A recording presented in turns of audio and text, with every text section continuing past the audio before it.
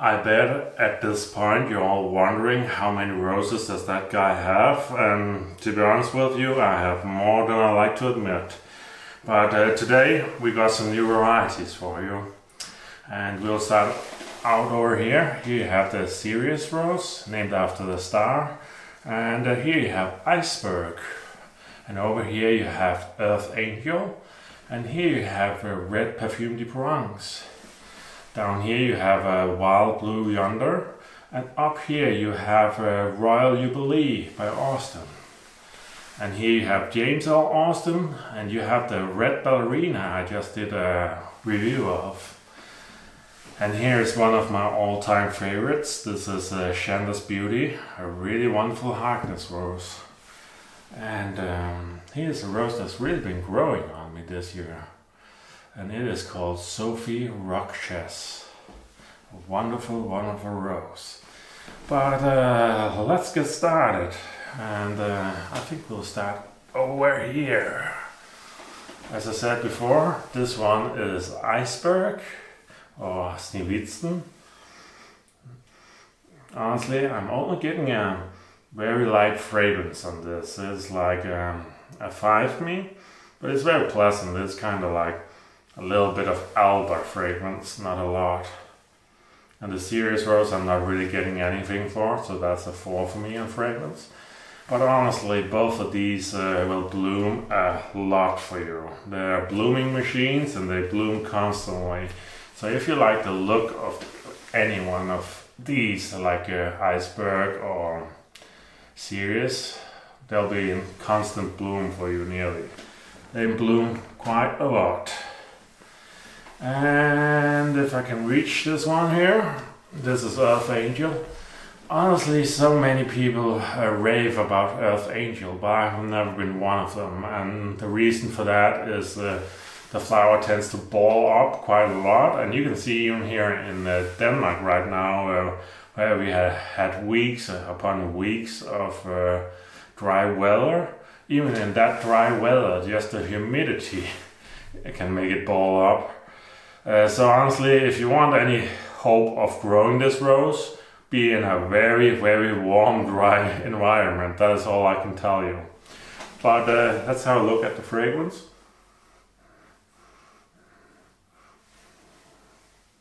To be honest with you, I'm getting like 6.5 on this one.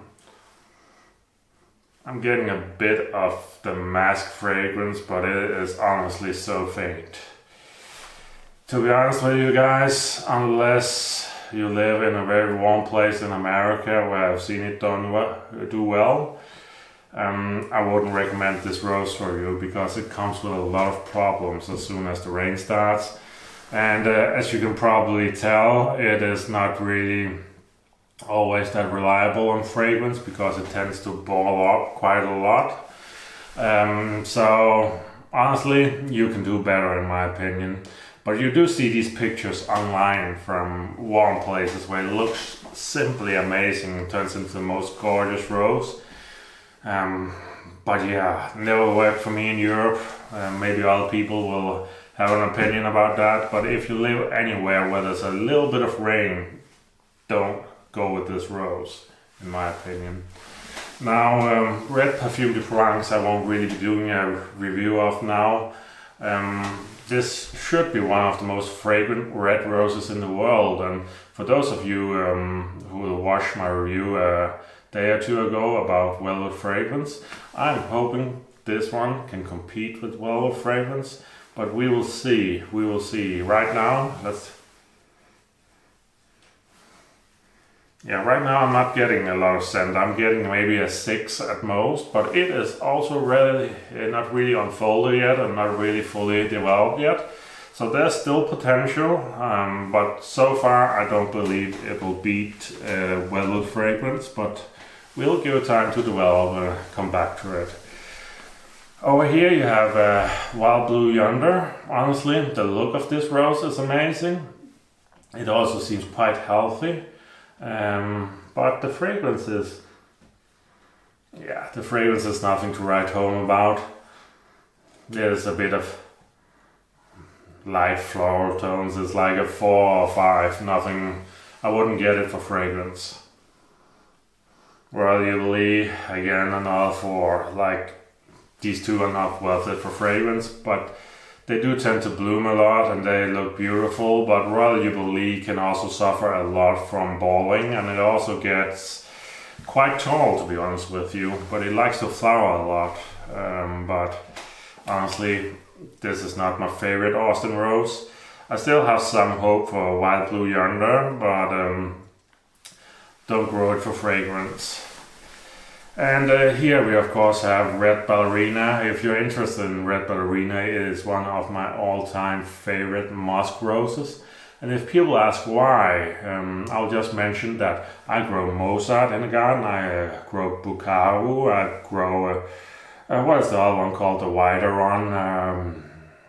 I forget the name sometimes, but I grow a lot of musk roses from different breeders. And honestly, Ballerina, or Red Ballerina in this case, is always just more in bloom, more compact, and honestly, I love the Ballerina series of musk roses. The only other musk rose I love just as much is Ghislaine de Filigon. Ghislaine de Filigon is also an amazing rose. So if there are 2 musk roses I believe you should grow, my vote is on something in the Ballerina series and Ghislaine de Filigon. But make your own research, but that's just my observation from all the musk roses I'm growing. Over here you have another Austin rose. This is called James L. Austin. Honestly, I'm a bit torn on this one because it is very similar in color to Princess Anne. It is just a bit more shallow cupped, so it stands up to rain very well, but it also has a bit of fragrance. It is not a lot, it's at 5 to 6 at most.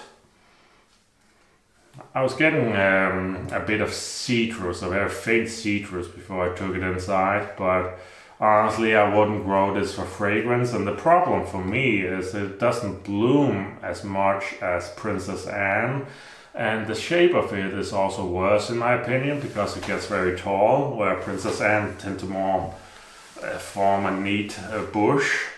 So my problem is I like it, but I don't like it as much as Princess Anne, if that gives any sense to you guys, because it doesn't bloom as much, doesn't form as nice as shrub.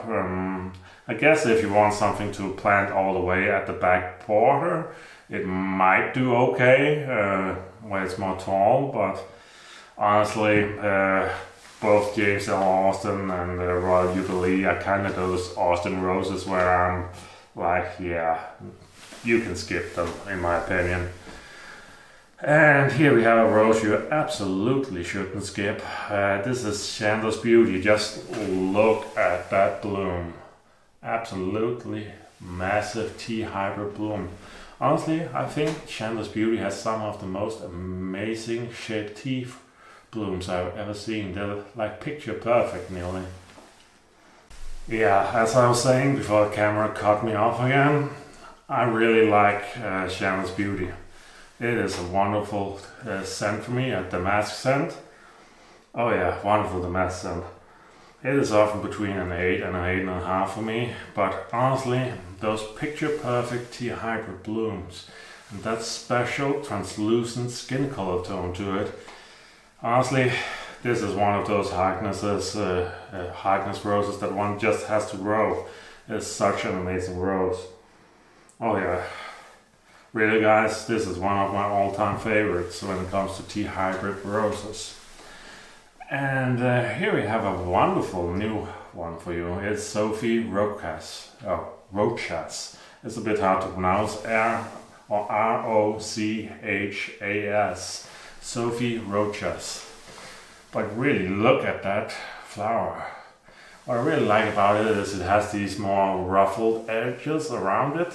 But really guys, the fragrance on this is actually really amazing. Such a potent citrus fragrance. Let's just have a whiff here. Oh yeah, oh yeah. Citrus and damask mixed together.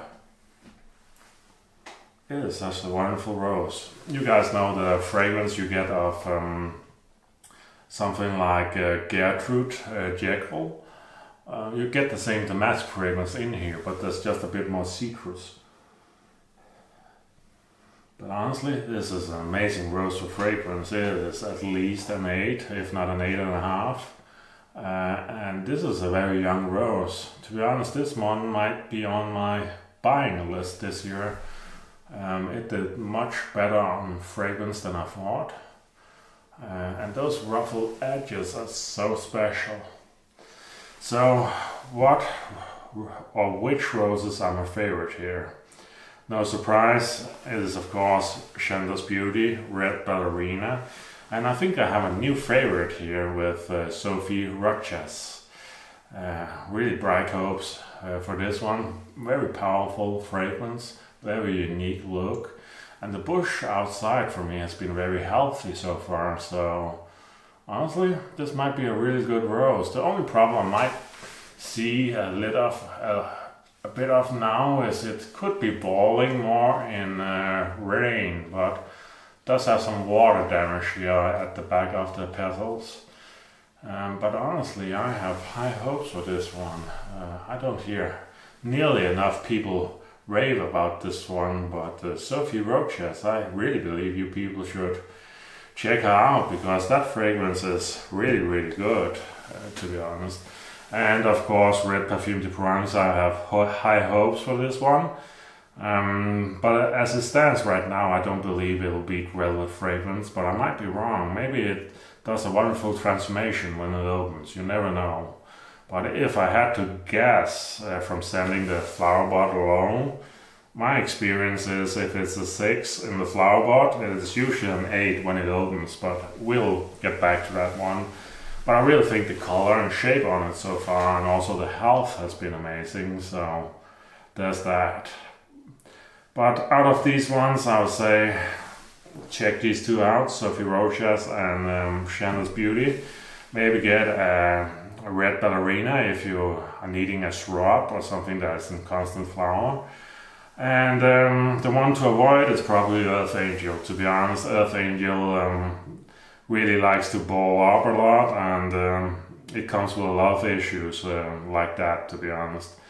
These are still old solid varieties for health, not for fragrance, solid varieties for health and reblooming, especially Iceberg. And I really think that was it for today, guys. Yeah, I will shortly mention Wild Blue Yonder. It has a very unique color, so that might be a good one, just not for fragrance. But take care out there, guys, and see you guys later.